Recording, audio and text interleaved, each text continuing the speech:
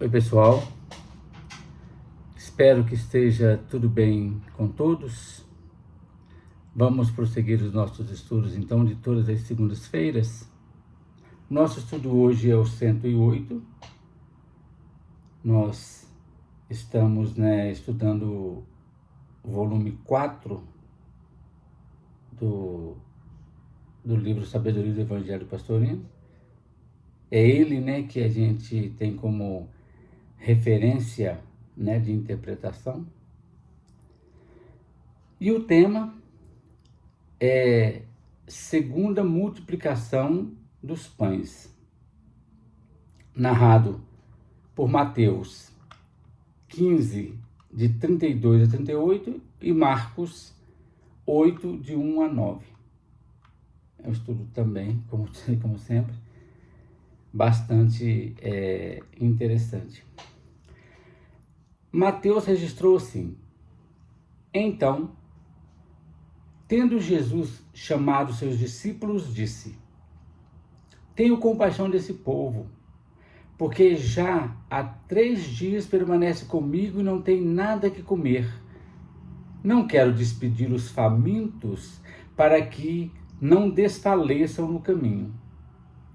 Disseram-lhe os discípulos: Como encontraremos nesse deserto tantos pães para fartar tão grande multidão? E disse-lhes Jesus: Quantos pães tendes?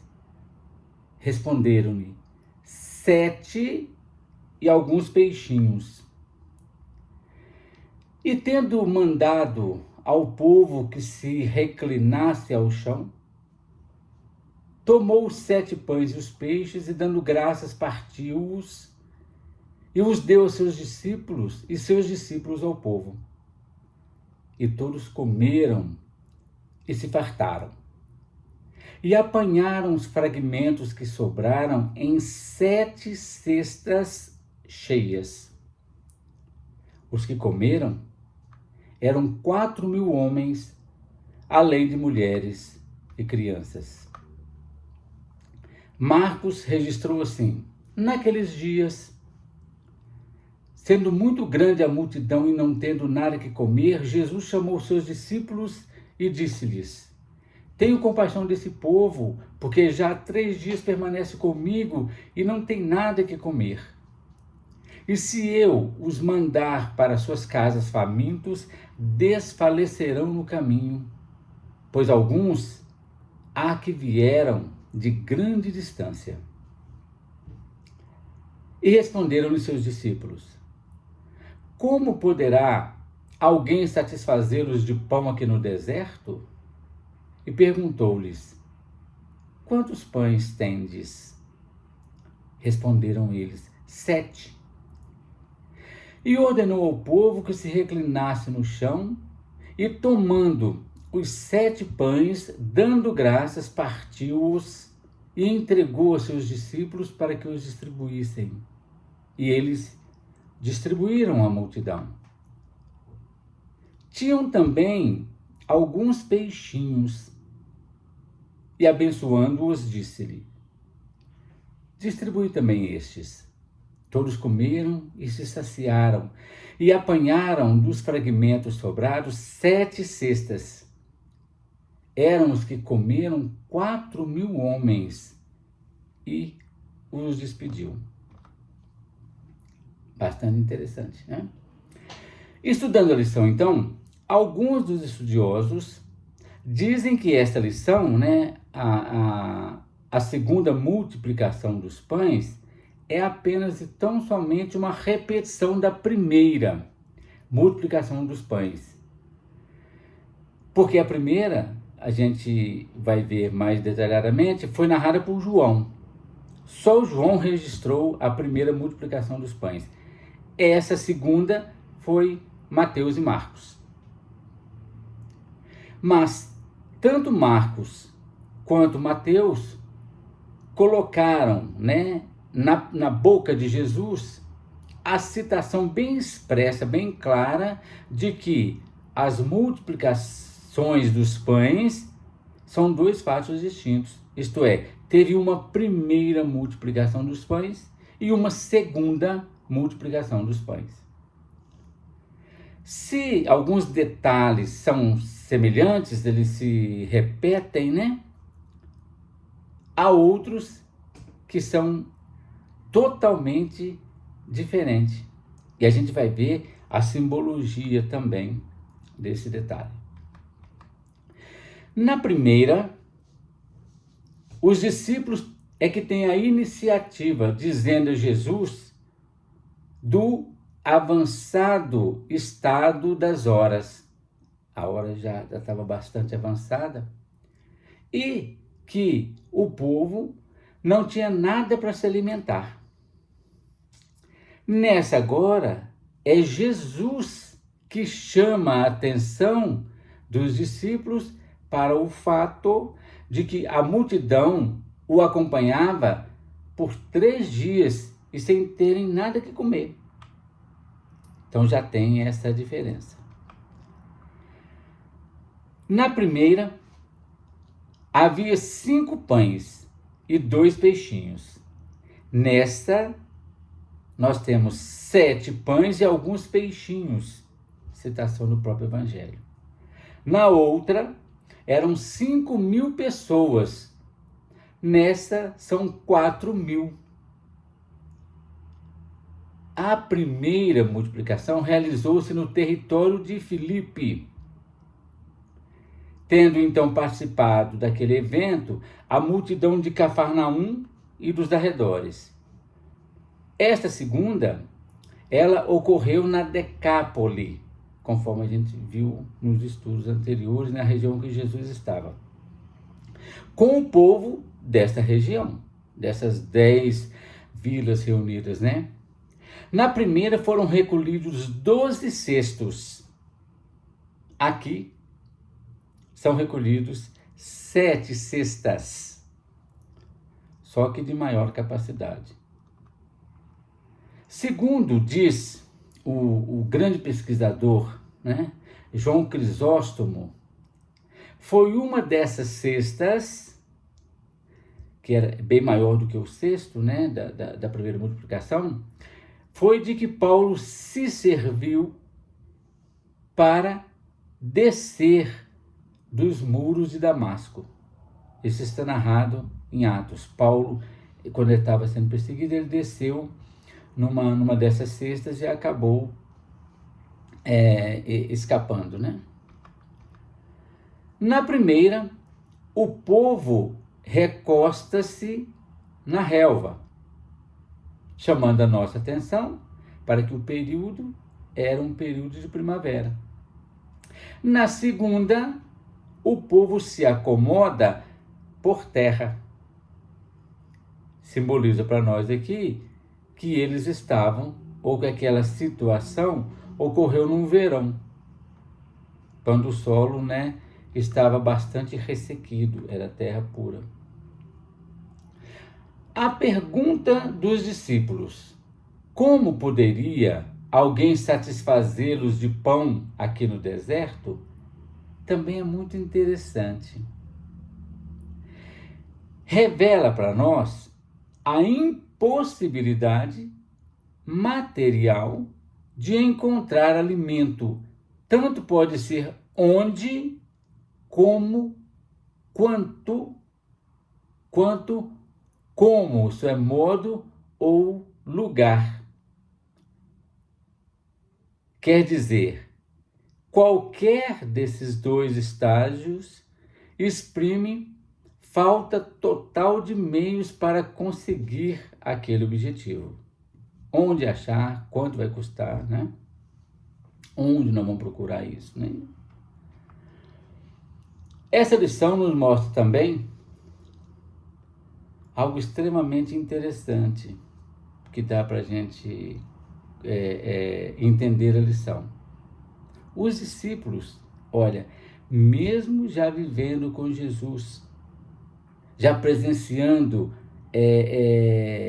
as ações chamadas prodigiosas, né, de Jesus, eles jamais sugeriram que Jesus usasse meios estranhos, né, insólitos, para auferir qualquer vantagem. Eles nunca requisitaram ao Cristo que eles atravessassem o lago a pé. Mesmo depois de testemunhar que Jesus e Pedro caminharam sobre as águas. Nenhum falou o seguinte: ô mestre, caminha comigo sobre as águas, né? Atravessa comigo o lago. Não. Outra coisa. Não pediram para Jesus nenhuma outra pescaria milagrosa, pescaria inesperada, para facilitar o trabalho. Todo dia eles tinham que sair para fazer a pesca. Eles nunca ficaram pedindo: ô Jesus, vamos fazer uma pesca milagrosa para aumentar nossas vendas, né? Não, nunca pediram. Olha que respeito, que legal que é isso, né? Vivenciar a vida cotidiana. Não ficar esperando fatos extraordinários. Viver a vida conforme a vida precisa ser vivida, né? Eles não pediram que Jesus multiplicasse pão, mesmo tendo já presenciado a primeira multiplicação dos pães. Por isso que é interessante quando eles falaram para Jesus assim: mas como é que vamos achar isso de novo? Foi a mesma coisa que eles disseram na primeira multiplicação dos pães. Então eles podiam falar: ô mestre, facinho, esquenta a cabeça não, é só multiplicar os pães e os peixes. Eles não falaram isso. Olha que legal que é esse respeito da personalidade encarnada para com a individualidade, né? Eles, inclusive, tanto na primeira quanto na segunda vez, eles, na verdade, eles queriam era dispensar a multidão, dispensar aquele povo. E o povo nem podia supor que iria ser atendido por vias extraordinárias no conceito deles, né? Que Jesus, então, multiplicaria os pães pela segunda vez. O mestre, então, se limita a ordenar, assim como ele fez na primeira vez, que o povo se sentasse organizadamente. Sentar-se organizadamente. E, dando graças, partiu os pães e os distribuiu junto com os peixinhos. Os dois evangelistas, eles anotam que foram 4.000 os convivas, né, as pessoas, esclarecendo Mateus, de que, de novo, assim como na primeira passagem de João, que eram homens, sem contar as mulheres e as crianças. Esse número também é mais uma comprovação de que foram ações distintas. Na primeira foram 5.000, na segunda foram 4.000. E o natural, se a gente fizer uma comparação, a fama de Jesus só aumentava, conforme a gente viu, né? Então, o que seria natural? Se da primeira vez Jesus usou 5 pães para alimentar 5.000 pessoas, dessa vez Jesus usaria 7 pães para alimentar 7.000 pessoas. Acontece que se fez o contrário. Aumentou o número de pães, 7, mas diminuiu o número de pessoas para 4.000. Tudo tem uma simbologia muito interessante, né? Estudando então a lição no sentido profundo, Mateus e Marcos, conforme nós já adiantamos, eles não registraram a primeira multiplicação dos pães. A primeira só foi narrada por João no capítulo 16. Mas eles apresentam de forma assim fantástica esta segunda multiplicação de forma de um novo simbolismo bastante avançado, necessariamente avançado. Vamos observar. Por exemplo, a primeira coisa que nos vem assim para reflexão é que os números variam, né? 7 em lugar de 5. O 7, nós já falamos diversas vezes, né? Significa, gente, aquilo que é pleno, né? Nós já falamos a plenitude. Isso exprime a vitória, a afirmação da divindade do Espírito sobre a matéria. Exprime também a lei do ternário superior em relação ao quaternário no mundo das causalidades. Vocês lembram que quando a gente desenhava lá no quadro a nossa formação do ponto de vista espírito e matéria, o triângulo da individualidade e o quadrado da personalidade ou personagem, né? Então, exprime exatamente a superioridade do nosso triângulo, o ternário, em relação ao quaternário do mundo das formas, do mundo das causalidades, do mundo da encarnação na matéria. No plano humano, o 7 significa um caminho bem escolhido, aquele caminho sensato, aquele caminho acertado que a gente toma. E esse caminho, né, significa o triunfo sobre as provações, né, a vitória. É o êxito realizador, a vitória, né, sobre os obstáculos criados e mantidos pela inércia da matéria. O 7 também simboliza um aspecto clássico, né, do ponto de vista da literatura bíblica, né? O 7 é a constituição do planeta Terra. Deus fez o mundo em 7 dias. Fez em 6 e permaneceu ali para que todo, no 7º dia, observou tudo e viu que tudo era bom, né? Então, em 7 dias, Deus criou a Terra e tudo o que nela existe. Por quê? É nesse planeta Terra, é nesse ambiente que a humanidade terá que conquistar a vitória final do Espírito sobre a matéria. É aqui que a divindade vai vencer a matéria. Daí ser esse número, né, 7 considerado pleno, né, é um número considerado cabalístico, né, e aceito como forte vibração de potencialidade desde a mais remota antiguidade. Lá na primeira lição, nós tivemos 5 pães para 5.000 pessoas, conforme nós falamos. O 5 simboliza, conforme também nós já falamos, a vontade ou providência divina na governança do mundo, sustentando o mundo, alimentando o mundo. Esse é o número 5. Nessa segunda aparecem 7 pães para 4.000 pessoas. Ou seja, é a vitória do espírito da tríade superior, conforme nós já falamos, só para lembrar, sobre matéria, que é o quaternário inferior.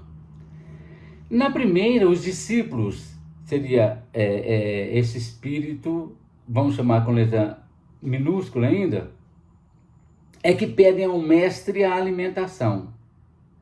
Agora, na segunda, a iniciativa parte do mestre, ou seja, da individualidade. A primeira exprime uma coisa fantástica, é o primeiro movimento voluntário do livre-arbítrio do eu pequeno, da personalidade ou da personagem, que busca a espiritualização. Os espíritos chegam para Jesus e busca o alimento, mas para o povo. Esse aspecto voluntário dessa personalidade é um grande passo, né? Na segunda, aí que legal, a gente então vê a resposta espontânea do espírito, com E maiúsculo, atendendo à solicitação. O primeiro é a personagem ou personalidade usando seu livre-arbítrio para buscar a espiritualização. Na segunda, é o próprio espírito que atende à solicitação anterior. Outro ponto fantástico que a gente precisa considerar. é que na primeira são recolhidos 12 cestos. 12 cestos, material que seria distribuído através dos 12 discípulos para as multidões famintas dos profanos, dos pagãos, daqueles que ainda não foram iniciados no Evangelho do Cristo. Na segunda, legal, a sobra é recolhida em 7 cestas.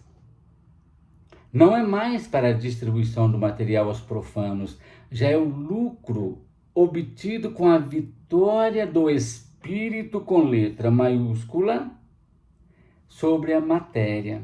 Gente, olha que legal, que são detalhes, né, assim, que certamente passa despercebido, mas quando a gente começa a estudar um pouco mais aprofundadamente, a gente vê essa diferença, né, de modo simbólico, excelente. Concluindo então, olha que legal.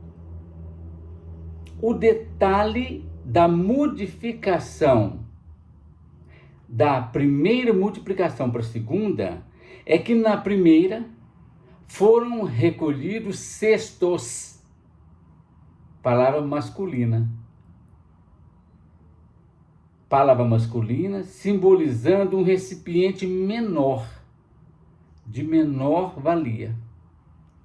Na segunda multiplicação, foram recolhidos cestas, no feminino, que traz para nós o processo da própria multiplicação dos seres aqui na Terra.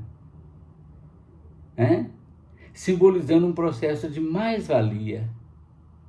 Cabe muito mais na cesta do que no cesto. Sob, então, o ponto de vista espiritual, a lição é evidente e até bem fácil de compreender. O que significa?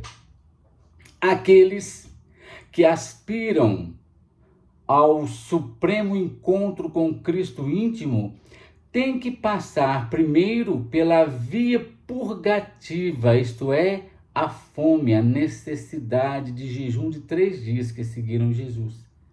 Depois, precisam passar pela via contemplativa, isto é, da prece e da meditação, sentados na terra nua. E, finalmente, pela via unitiva da unidade, da unificação, quer dizer, a assimilação do alimento espiritual, para assim obter o fruto dessa fantástica união, simbolizados nas 7 cestas. Bacana, né, gente? Isso que eu preparei. Aí na próxima segunda a gente continua com os nossos estudos. Muita paz a todos.